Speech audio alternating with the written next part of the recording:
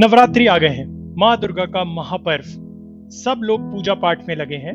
लेकिन क्या आपने कभी सोचा है कि देवी भागवत महापुराण में छुपी हैं कुछ ऐसी कहानियां जो शायद आपने सुनी तक ना हो। हाँ, कुछ खास और कम जानी पहचानी। आज मैं आपको ले चलूंगा देवी भागवत की 10 ऐसी दिलचस्प और रहस्यमय कहानियों पर जो शक्ति और भक्ति से भरी हैं, जो पढ़कर या सुनकर आपकी न सिर्फ आस्था बढ़ेगी बल्कि जिंदगी को देखने का नजरिया भी बदल जाएगा। तो चलिए इस नवरात्रि पर थोड़ा और गहराई से माँ के उन रूपों और उनके कृत्यों को समझते हैं जो शायद कहीं और आपको नहीं सुनने को मिलेंगे। तैयार हो जाइए, ये सफर खास होने वाला है।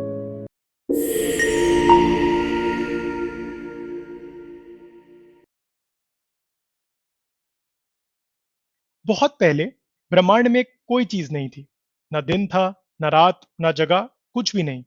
बस एक गहरी शांति और अज्ञात शक्ति थी जिसे योग निद्रा कहा जाता है। देवी की वह सुप्त अवस्था थी। फिर जब देवी ने उस सुप्त अवस्था से जागना शुरू किया, तब उनकी दिव्य ऊर्जा से ब्रह्मा, विष्णु और शिव की उत्पत्ति हुई। ये तीनों देवता सृष्टि के निर्माता, पालनहार और सहारक हैं। लेकिन यहाँ एक बड़ी बात है। शुरुआत में ये देवता खुद ये नहीं समझ पाए थे कि उनकी शक्ति कहाँ से आई है। तब देवी ने उन्हें समझाया कि वे उनकी शक्ति के ही तीन रूप हैं। वे ब्रह्मांड की क्रिया के तीन पहलू हैं: सृजन, पालन और सहार, और उनका रिप्रेजेंटेशन करते हैं। पर उनकी असली शक्ति और आधार देवी माता ही है। इनके बिना ब्रह्मा, विष्णु और शिव का अस्तित्व असंभव है। देवी के अपने स्वरूपों का वर्णन इस संस्कृत श्लोक में मिलता है। त्वमेव प्रत्यक्षम ब्रह्मासि, त्वमेव परमं तपः, त्वमेव माता च पिता च, त्वमेव परमात्मिका। अर्थात, हे देवी, आप ही ब्रह्मा हैं, आप ही तप का परम रूप हैं, आप ही माता और पिता हैं, और आप ही परमात्मा हैं। इसका मतलब यह है कि सृष्टि की सारी शक्तियां और ऊर्जा देवी से ही आती हैं, और वे इस पूरे ब्रह्मांड की मूल आधार है। दोस्तों, इस कथा से हमें यह सीख मिलती है कि हम सभी के अंदर भी वह शक्ति है जो सृष्टि को चलाती है। हमें अपनी इस आंतरिक शक्ति को पहचानना है और उससे जुड़कर जीवन को सफल और खुशहाल बनाना है।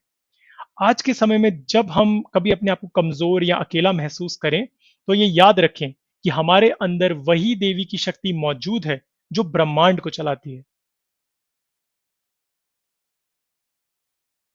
एक बार देवी ने ब्रह्मा, विष्णु और शिव को एक दिव्य विमान में बैठाकर तीनों लोकों की यात्रा कराई। उन्होंने सबसे पहले ब्रह्मलोक देखा, जहां ब्रह्मा जी रहते हैं।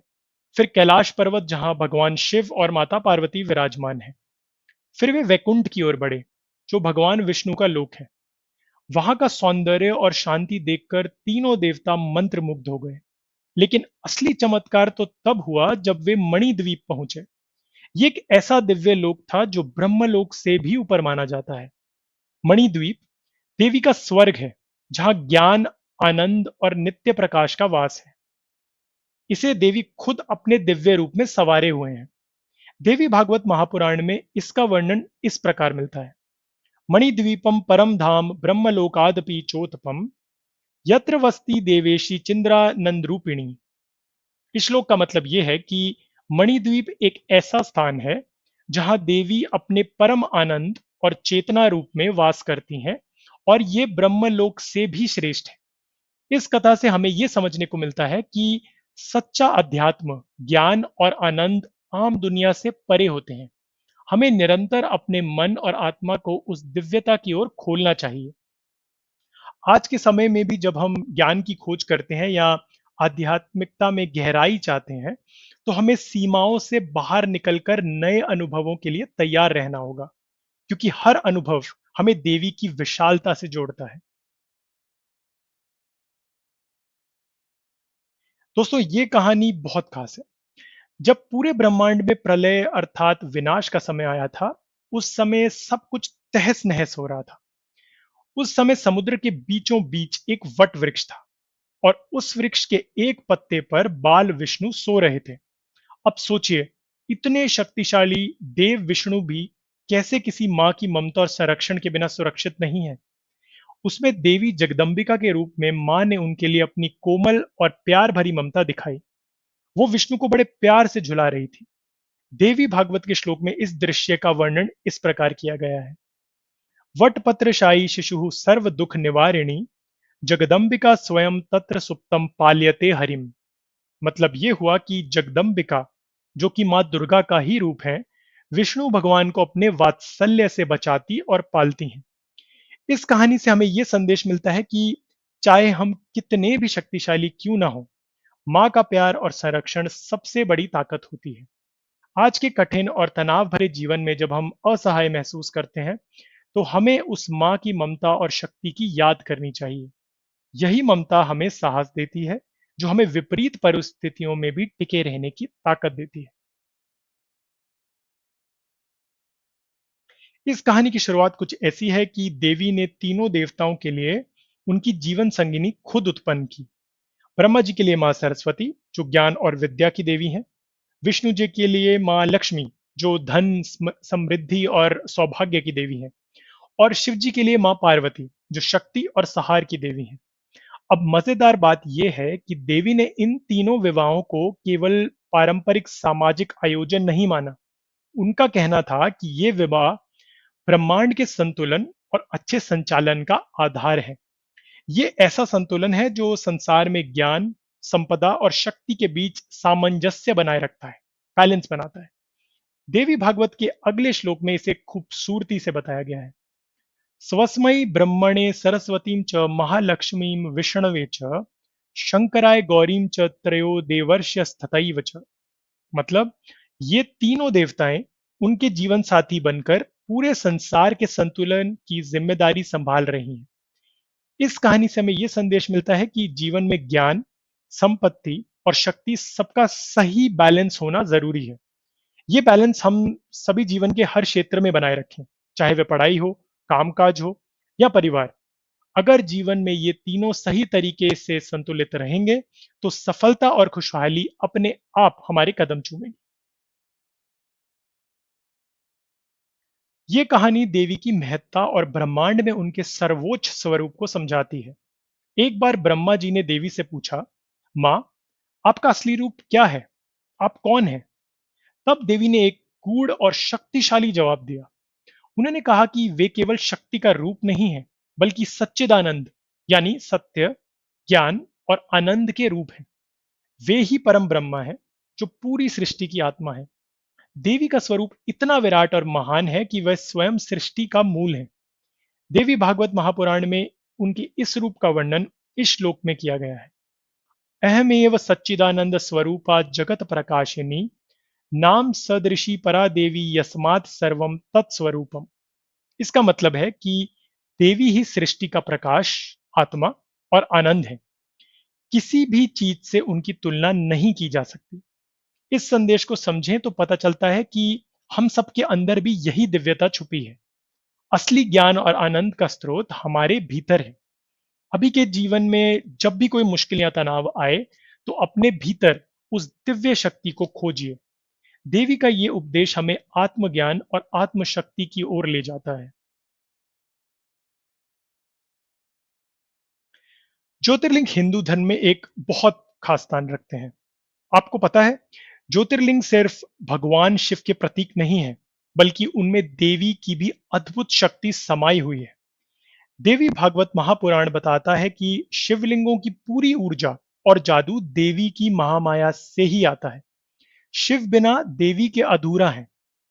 इसलिए पूजा के दौरान शिव और शक्ति दोनों को एक साथ स्वीकारना बहुत जरूरी होता है। ये बात इस श्लोक में साफ नजर आ रही है।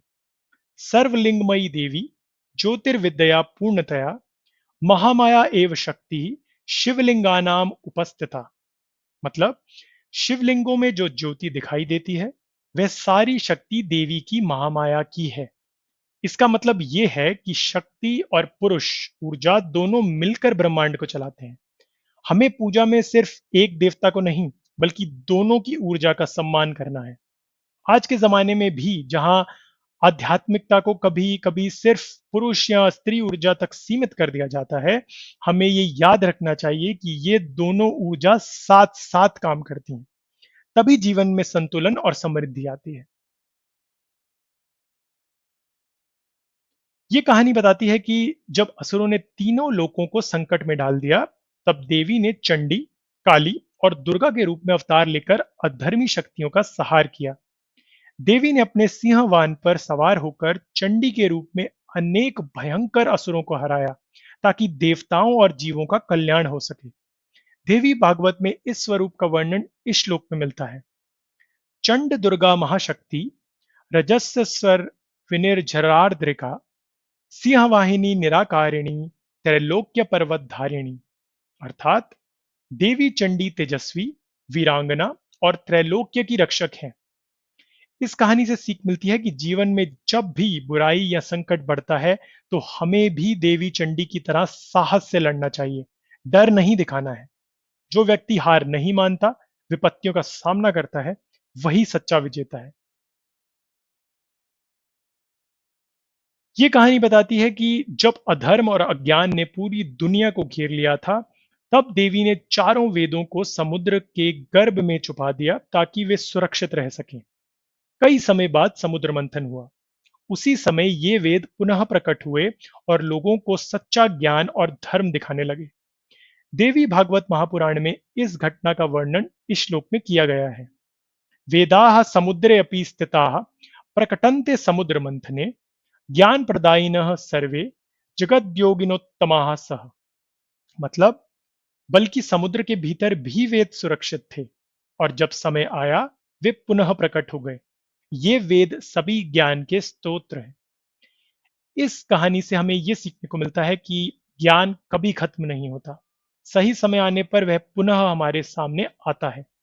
आज के समय में भी जब भ्रम और अज्ञान बढ़ता है, तो हमें अपने आप को उसी ज्ञान से जोड़ना होगा जो सदैव मौजूद है और जो सचेत मन के सामने खुद को प्रकट कर देता है।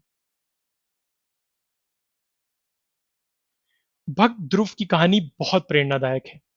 ध्रुव बचपन में अपने माँ से प्यार मिलने की उम्मीद नहीं कर पाया। उसके पिता ने भी उसकी उपेक्षा की, लेकिन ध्रुव ने हार नहीं मानी और माँ की शरण ली। ध्रुव ने बहुत कठोर तपस्या की और माता देवी से आशीर्वाद मांगने लगा।